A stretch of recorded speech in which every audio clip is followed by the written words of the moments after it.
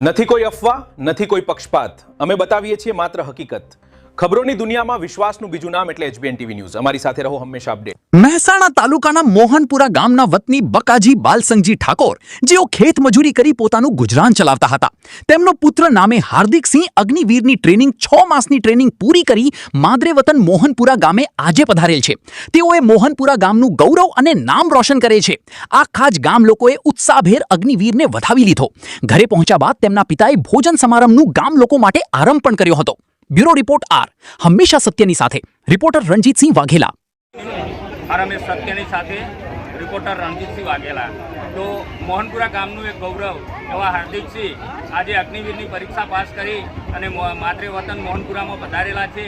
તો આપણે એમને પૂછ્યું કે એમની 6 મહિનાની ટ્રેનિંગમાં કેવું રહ્યું અને કેવું ના રહ્યું તે વાત કરીશું. હાર્દિકસિંહ, 6 મહિનાની ટ્રેનિંગમાં તમને કેવો અનુભવ થયો અને કેવો અહેસાસ થયો? 6 મહિનાની ટ્રેનિંગમાં હું ફર્સ્ટ જુલાઈએ ગયો હતો ટ્રેનિંગમાં અને મારી 6 મહિનાની ટ્રેનિંગ કમ્પ્લીટ થઈ ગઈ છે. ટ્રેનિંગ બહુ સારી રીતે સફળતાપૂર્વક કરી. અત્યારે આ જે ટ્રેનિંગ તમે લીધી એ તમને અભિપ્રાય ક્યાંથી મળેલો? એ અભિપ્રાય મારા ગુરુના પાસેથી પ્રેરણા લીધેલી અને ગુરુ પાસેથી અને માતા પિતા દ્વારા માર્ગદર્શન મળેલું. કઈ એકેડમીના અંદર તમે આ પ્રેરણા લીધેલી છે? પછી ફિઝિકલ એકેડમી દ્વારા મને એમાં તમારા ગુરુ કોણ હતા? ચોકલી મૂકી છે.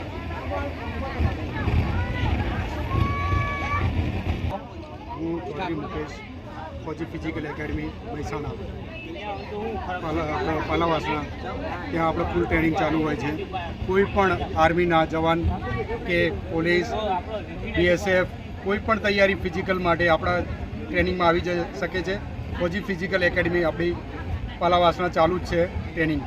દર વર્ષે કેટલા છોકરાઓ તૈયાર કરો છો? દર વર્ષે મારા ત્યાંથી 5-6 મિનિમમ નીકળે છે મારા ત્યાંથી.